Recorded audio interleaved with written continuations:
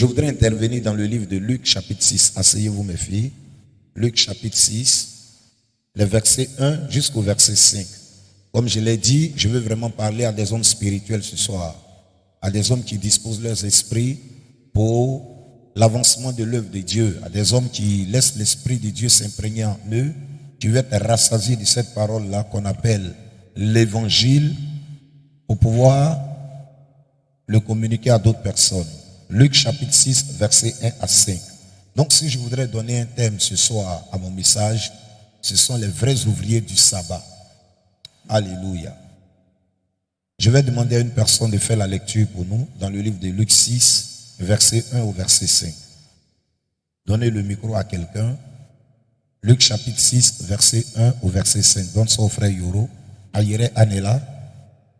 Ok, c'est bien. Voilà Yoro là-bas qui est debout. Luc chapitre 6, verset 1 au verset 5.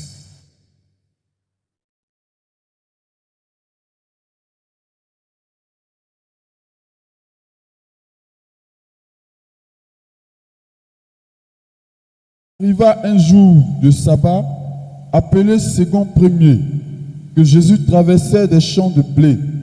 Ses disciples arrachaient des épis et les mangeaient après les avoir froissés dans leurs mains. Quelques pharisiens leur dirent: pourquoi faites-vous ce qu'il n'est pas permis de faire pendant le sabbat? Jésus leur répondit: n'avez-vous pas lu ce que fit David lorsqu'il eut faim, lui et ceux qui étaient avec lui? Comment il entra dans la maison de Dieu, prit les pains de proposition, en mangea et en donna à ceux qui étaient avec lui, bien qu'il ne soit permis qu'aux sacrificateurs de les manger. Et il leur dit: le Fils de l'homme est maître même du sabbat. Le Fils de l'homme est maître du sabbat. Que quelqu'un dise avec moi Amen. Gloire à Dieu. Alors donc, mes bien-aimés, voici une très bonne lecture qui vient de nous être faite par le président de la jeunesse Yoro Pacom dans l'évangile de Luc. Luc est un évangéliste qui a fait des investigations et qui a mis sur écrit pour nous l'évangile de notre Seigneur Jésus. Nous savons que l'évangile est écrit pour témoigner la personne de Christ, comment est-ce qu'il est né, ce qu'il a fait, ses œuvres, ses paroles. L'évangile aussi est écrit pour nous donner la foi au travers de tout ce que Christ a fait et surtout pour nous conduire dans la maturité et pour nous donner la vie abondante avec Dieu. Parce qu'il est dit dans la parole de Dieu que quiconque accepte le Seigneur Jésus-Christ et quiconque reçoit ses enseignements, quiconque reçoit sa vie en lui, cette personne-là devient enfant de Dieu. Elle a le pouvoir par le Saint-Esprit d'œuvrer comme lui-même il a œuvré. Donc le Seigneur Jésus-Christ ici dans le livre de Luc chapitre 6 est en confrontation avec les pharisiens. Les pharisiens étaient ceux-là un peu qui étaient les gardiens du temple avant même la naissance de Jésus. C'était ces personnes-là qui ont combattu après que Judas Maccabée ait combattu, qu'il soit mort et que son frère Jonathan ait continué la lutte. Oui, je parle d'une époque où Israël était sous l'oppression des Romains. Ils étaient dominés par l'Empire romain. Donc, il y a eu cette révolte-là, cette envie de sentir la liberté. Et donc, ils n'ont pas réussi. Mais néanmoins, on a vu après cette révolte, le combat qu'a mené effectivement les pharisiens. Ils ont travaillé de sorte que la parole de Dieu soit respectée au milieu des Juifs.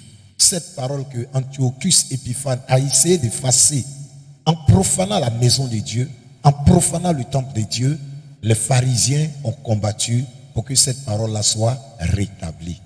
Mais seulement, ils travaillaient dans la maison de Dieu selon la loi de Moïse sans comprendre véritablement l'esprit. Tout Israël attendait un Messie, un libérateur que les prophètes avaient annoncé. Ésaïe l'a annoncé, Jérémie l'a annoncé, Ézéchiel l'a annoncé, Amos, tous ces grands prophètes qui ont existé par le passé l'ont annoncé. Et quand Jésus-Christ est né, certains ont pensé comme les Samaritains que le Messie descendrait du ciel. Mais malheureusement, Jésus est né comme nous, il est né comme un homme d'une femme, il est né dans une crèche au milieu des moutons, et puis c'est de là-bas qu'il est parti. Il a commencé son ministère dans une petite ville, dans une ville qui n'avait pas assez de respect une ville où aucun prophète ne sortait. Je veux parler de la Galilée, mais Jésus est sorti de Nazareth, il est sorti de la Galilée, il a prêché la parole, il a opéré des miracles, il a guéri des malades, il a chassé des démons, il a impacté son temps, il a révélé Dieu. Les pharisiens ne l'acceptaient pas comme Dieu. Ils ne l'acceptaient pas comme le Fils de Dieu. Ils n'aimaient pas sa manière de faire. Ils étaient très liés à la loi. Et pour eux, Exode 20, le verset 10 était sacré, où il est dit, « Souviens-toi du jour du repos pour le sanctifier. » Le sabbat pour eux était sacré. Le sabbat avait des lois. Le jour du sabbat, personne ne devait aller se faire soigner.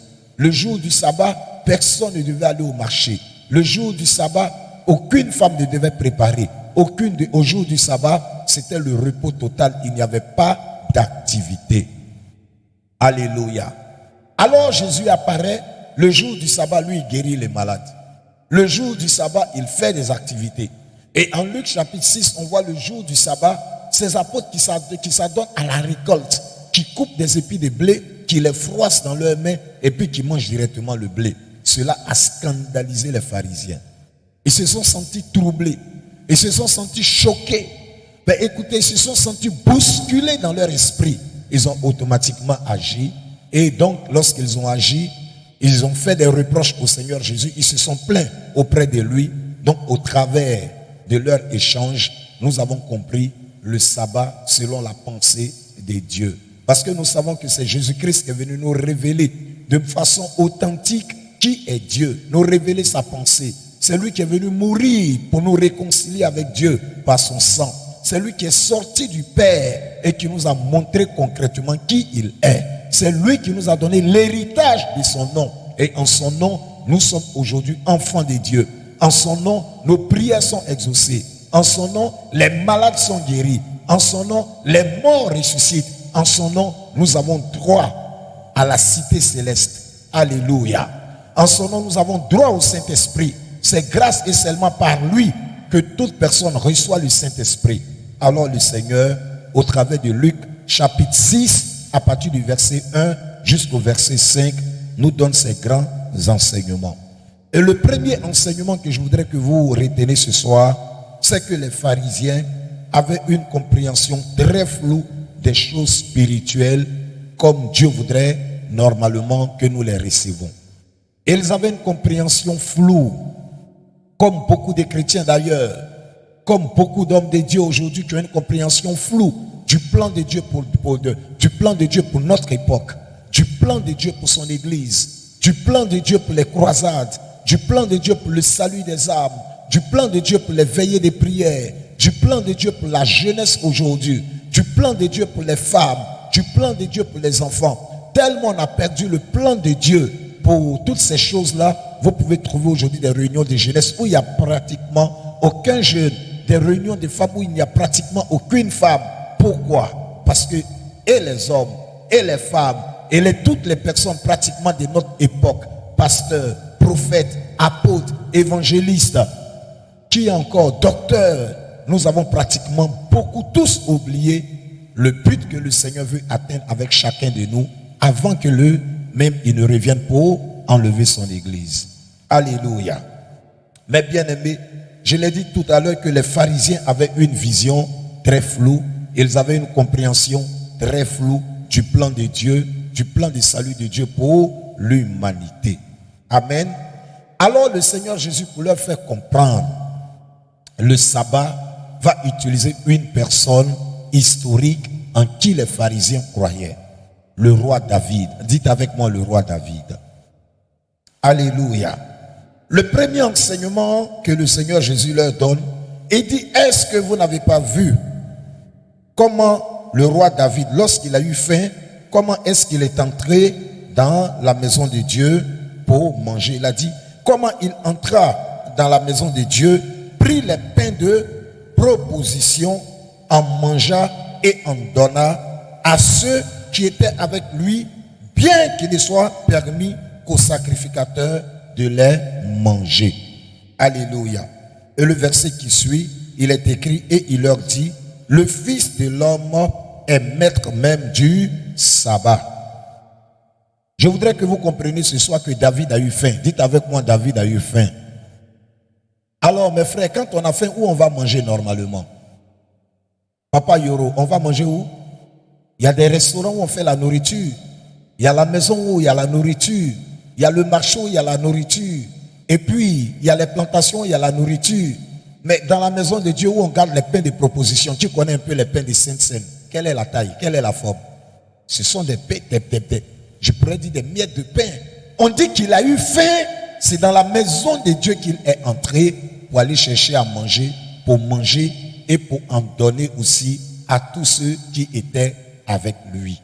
Et le Seigneur Jésus nous dit, c'est l'enseignement véritable et typique sur le sabbat. Et il a fait donc une métaphore pour faire comprendre à ces hommes ce que c'est le sabbat et ce que le Père attendait du sabbat. Alléluia. La première des choses qu'il a fait, il a eu faim. Il est dit dans la parole de Dieu dans le livre de Matthieu chapitre 5, le verset 6, « Heureux ceux qui ont faim et qui ont soif de la justice de Dieu. » Vous savez, quand quelqu'un a faim et que la personne ne mange pas, la première des choses que la personne constate en elle, c'est qu'elle perd des forces. Alléluia. La personne perd des forces. La personne perd des muscles. La personne perd de l'énergie. La personne perd de la capacité. Quand quelqu'un a faim et qu'il ne mange pas, son poids diminue. Spirituellement, c'est comme ça. Spirituellement, si un pasteur n'a plus faim de Dieu, son onction diminue. Son poids diminue. Sa force diminue. Sa vie spirituelle diminue. C'est pourquoi vous pouvez voir des pasteurs qui ne prient pas, des pasteurs qui ne gênent pas, des pasteurs qui ne méditent pas, parce qu'ils n'ont pas mangé. Ils n'ont pas l'aliment spirituel dans leur corps. Ils n'ont pas cet aliment spirituel qui donne la vie, qui donne l'énergie, qui donne l'onction, qui donne le pouvoir, qui donne la capacité et qui vous propulse de l'avant pour que vous soyez un homme de réveil spirituel. Alléluia. Je prie que Dieu vous donne la faim et la soif de sa parole. Que Dieu vous fasse rentrer dans sa maison pour que vous mangez plutôt de l'aliment spirituel que vous ayez mangé dans le restaurant. Le Seigneur Jésus-Christ a dit que l'homme ne vivra pas que de pain, mais il vivra aussi de toute parole qui sort de la bouche de Dieu. Matthieu chapitre 4, le verset 4. Quand vous avez faim et vous ne mangez pas la parole, quand quelqu'un a faim, il a constamment faim, qui ne mange pas, sa vision devient floue. Vous n'avez jamais remarqué ça? Quand quelqu'un fait un jeûne sec, 7 jours, il ne mange pas. Comment il voit Papa Yoro? Il commence à voir les hommes 3-3, 4-4. Il commence à voir flou. Demandez aux mamans qui sortent du camp Esther. Donc quand quelqu'un a faim qui ne mange pas, sa vision devient floue. Sa révélation même de Dieu diminue.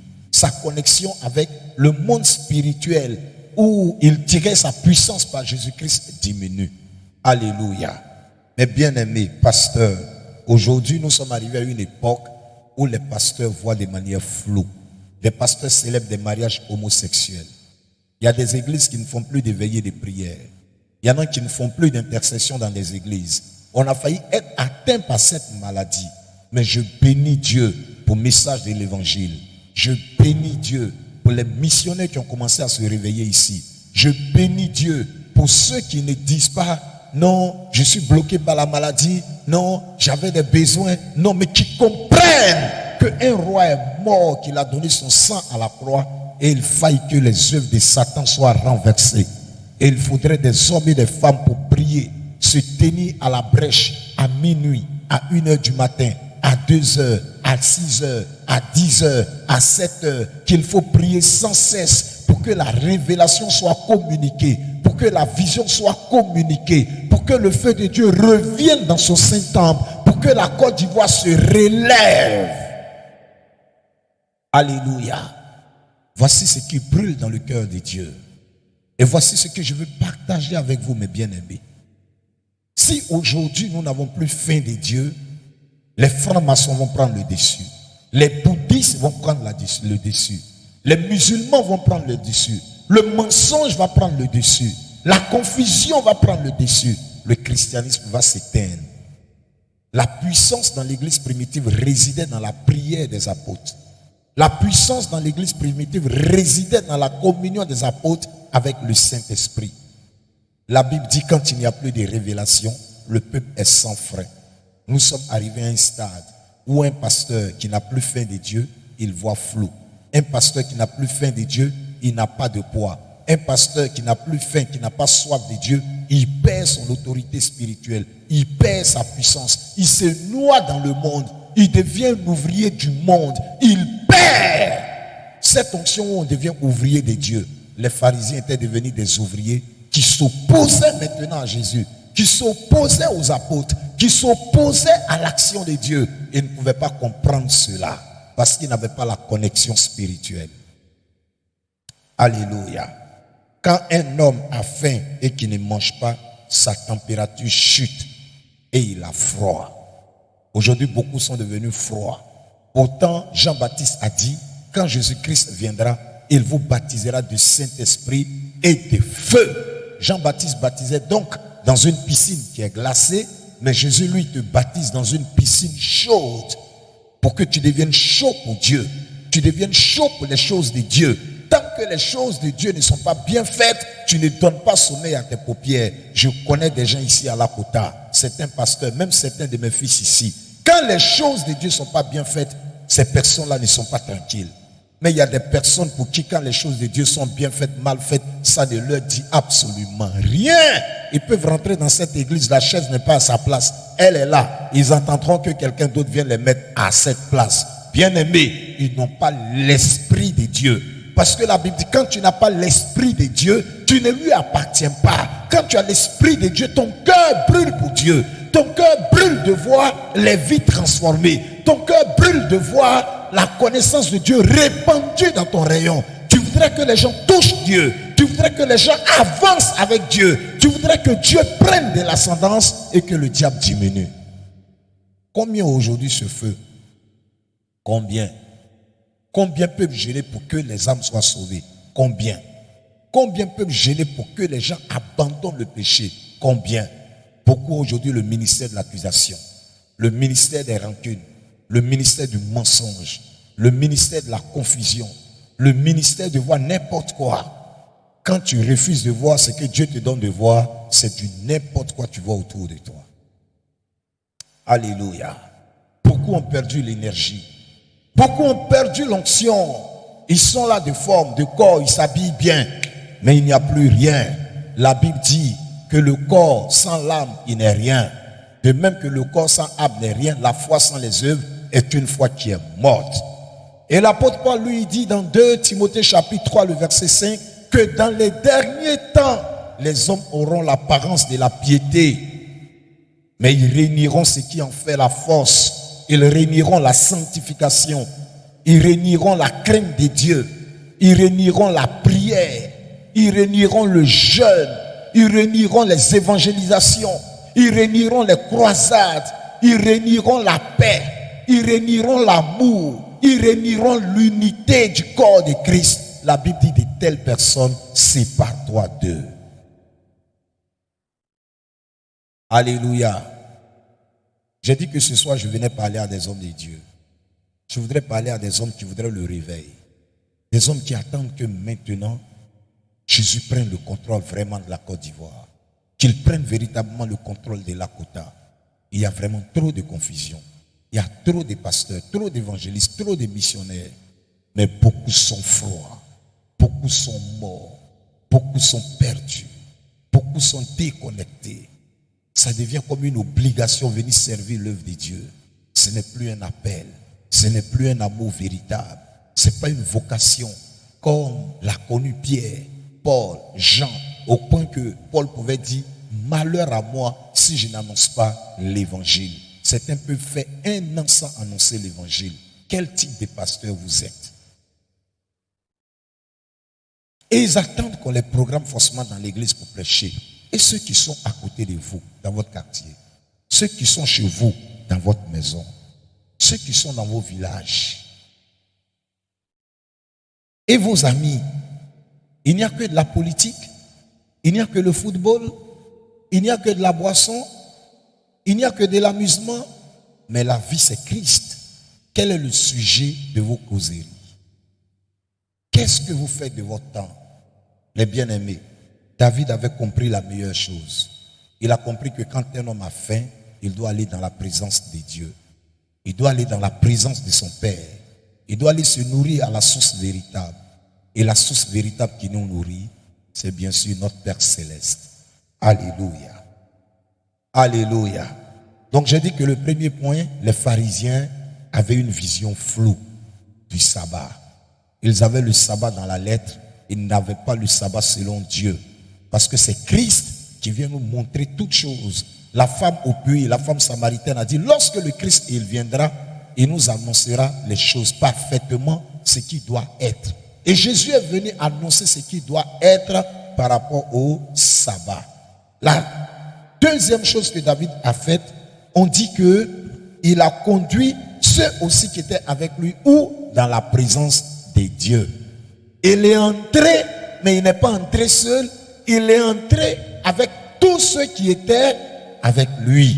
Alors ma question, est-ce que toi et ta maison vous servez l'Éternel? Est-ce que toi et ta maison vous rentrez tous dans la présence de Dieu? Alléluia. C'est dans la présence de Dieu que se trouve le repos. C'est dans la présence de Dieu que se trouve la vie. C'est dans la présence de Dieu que se trouve la puissance. C'est dans la présence de Dieu que se trouve la consolation. C'est dans la présence de Dieu qu'on entend la voix de Dieu. C'est dans la présence de Dieu qu'on entend les enseignements de Dieu. Très tôt le matin, est-ce que toi et ta maison vous rentrez dans la présence de Dieu? Le soir au coucher, est-ce que toi et ta maison vous rentrez dans la présence de Dieu? Est-ce que tes amis qui te rendent visite, vous avez déjà pris 30 minutes pour intercéder pour la Côte d'Ivoire, pour l'église, pour les pasteurs? Est-ce que vous avez déjà intercédé pour les malades dans les hôpitaux? Si vous ne l'avez pas fait, réveillez-vous. Vous êtes en train de pécher. Souvenez-vous de Samuel qui a dit, loin de moi de pécher contre l'Éternel, de ne pas prier pour vous. Quand vous ne priez pas, c'est le diable qui va prendre le dessus. C'est la chair qui prendra le dessus. Le Seigneur Jésus-Christ a dit dans Matthieu chapitre 26, le verset 41, que l'esprit il est bien disposé, mais la chair elle est faible, elle est très faible. Il faut donner de l'autorité à votre esprit. Il faut donner de la force à votre esprit. Il faut énergiser votre esprit. Il faut communiquer la vie à votre esprit. Par quoi? Par la prière. Par quoi? Par la connexion à Dieu, mes bien-aimés frères. Et c'est ce que beaucoup ont perdu. La Bible dit, David est entré dans la présence de Dieu, mais il y a conduit tous ceux qui étaient avec lui dans cette plénitude-là. Alléluia. Alléluia. Donc David savait que c'est dans la présence de Dieu que réside la puissance. Alléluia. Est-ce que notre bien-aimé européen nous lit le psaume 84, le verset 11? Psaume 84, le verset 11.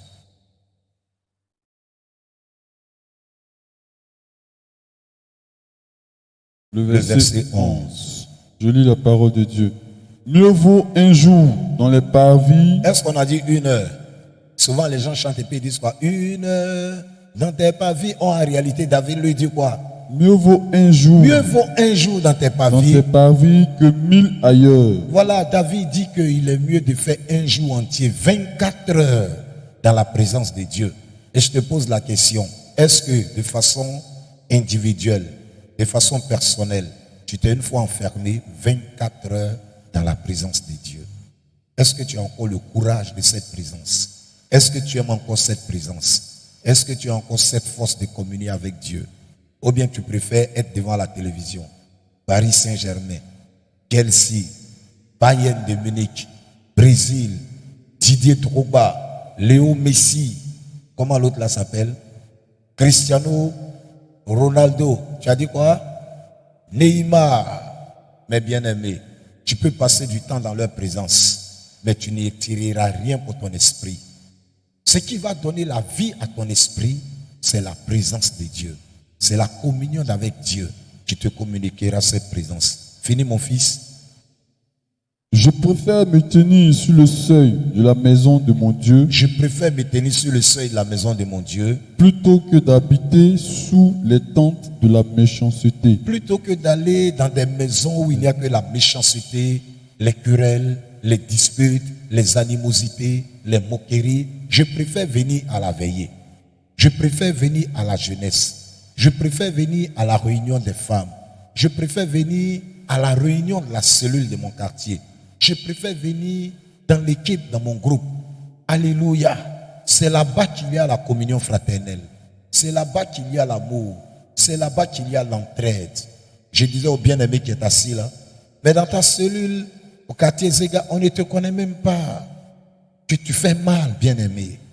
Mais les gens de ta cellule sont des personnes formidables. C'est une cellule où on a des très bons résultats chaque fin d'année. C'est une cellule où il y a les mariages. C'est une cellule quand il y a une naissance là-bas.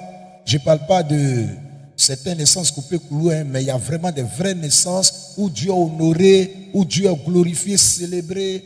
Mais quand on dit le bac, c'est là-bas. Il y a tout. Comment se fait-il que tu te mets à l'écart et tu ne communiques pas? Est-ce que tu ne vois pas toi-même? Tu ne vois pas que c'est un bon arbre qui produit de très bons fruits? C'est sous ces arbres-là il faut te réfugier. Alléluia. Alléluia.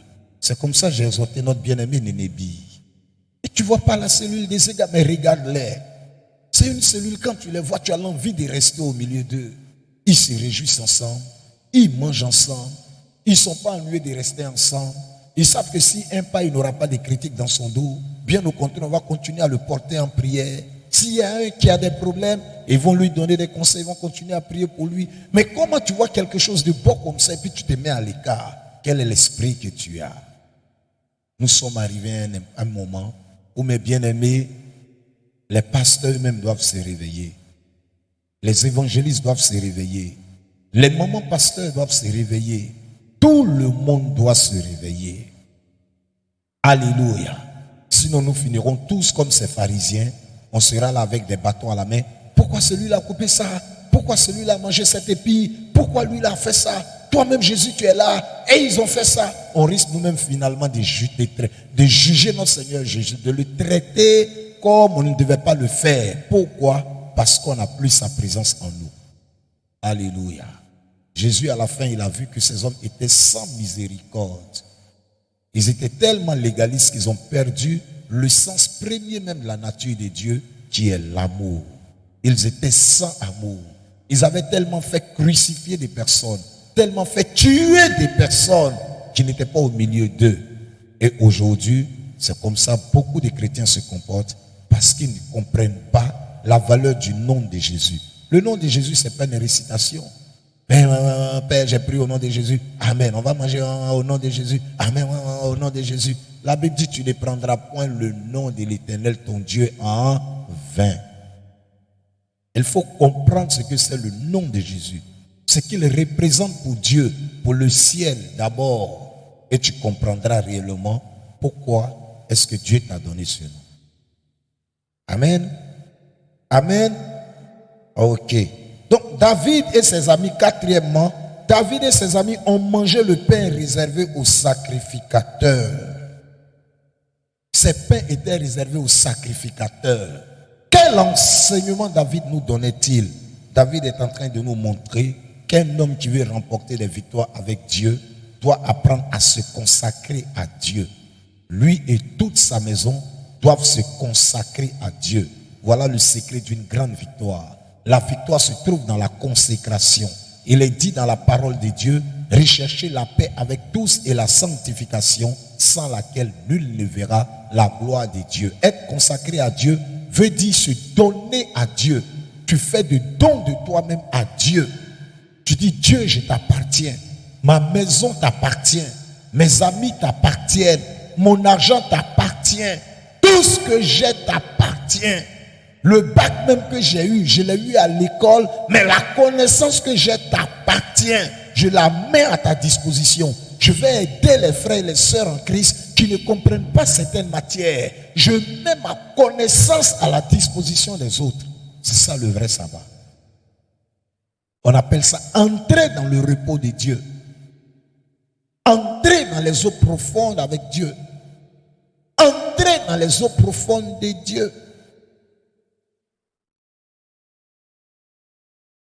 Alléluia. Alléluia.